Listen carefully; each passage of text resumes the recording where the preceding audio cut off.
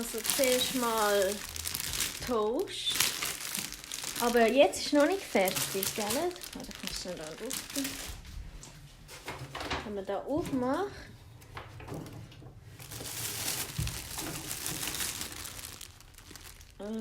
Fladenbrot. Und jetzt, das Brot passt knapp rein. 1 Kilo. Oh mein Gott. Ja, nice.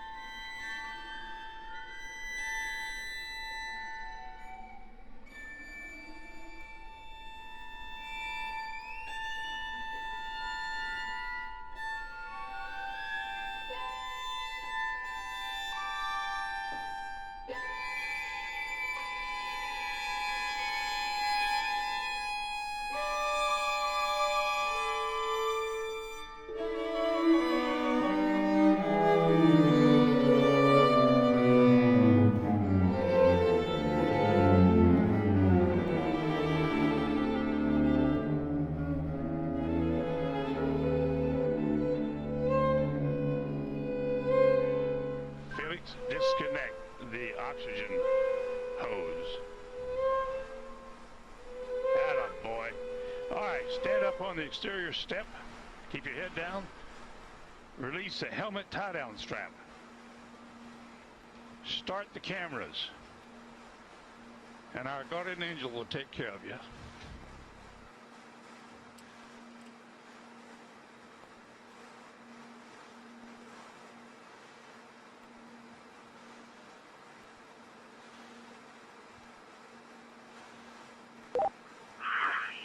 All right, now, the whole road is looking on. At least you can see what I can see. Sometimes you have to get up really high. The smaller you are. I'm going home now.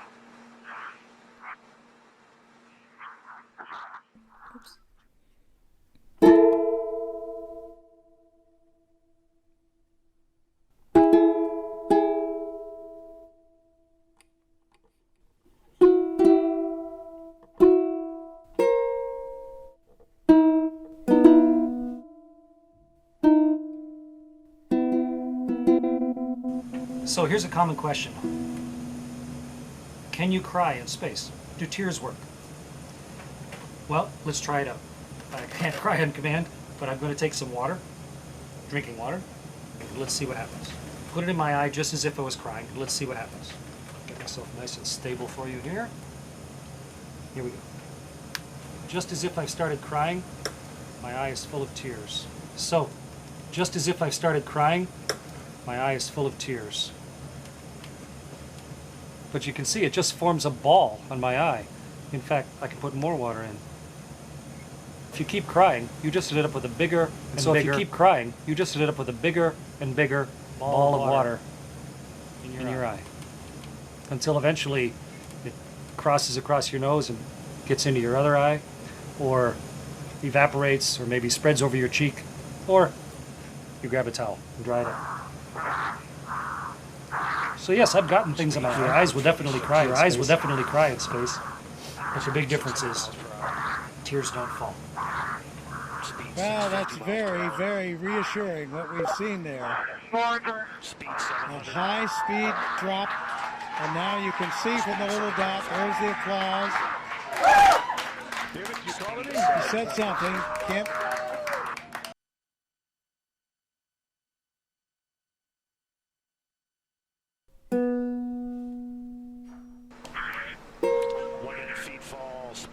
Family applauding, but you can see by the little dot that he's in control of descent. 2 minutes into free fall. Well, shortly. I want to watch this. I have a good picture there. I've got beautiful picture there. Well, in my left hand I have a feather. In my right hand a hammer. And I guess one of the reasons we got here today was because of a gentleman named Galileo a long time ago who made a rather significant discovery about falling objects in gravity fields. And we thought that where would be a better place to confirm his findings than on the moon. And so we thought we'd try it here for you. The feather happens to be appropriately a falcon feather for our falcon. And I'll drop the two of them here, and hopefully they'll hit the ground at the same time. How about that? It proves that Mr. Galileo was correct in his findings.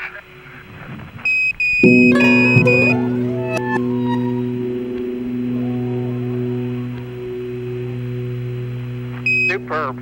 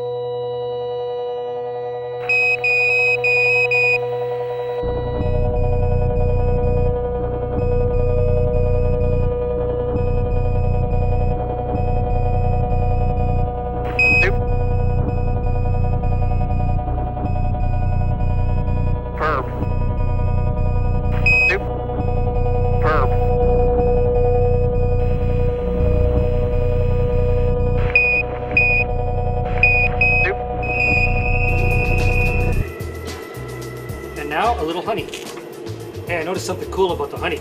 Instead of the bubble sitting up at the top, because there's no gravity to make it float up, the bubble is floating in the middle.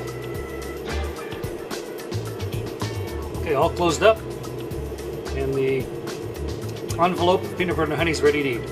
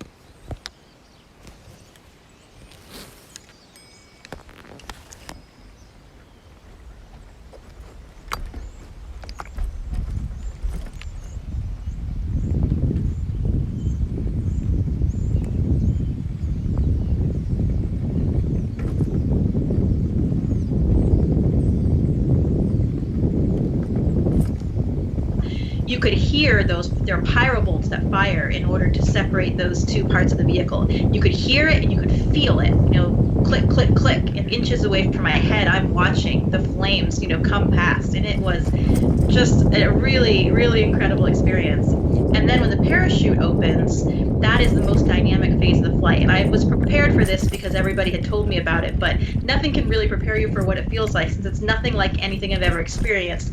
It's not as if you're swaying. When the risers come out, it's really motion in every direction as the vehicle stabilizes under the parachute.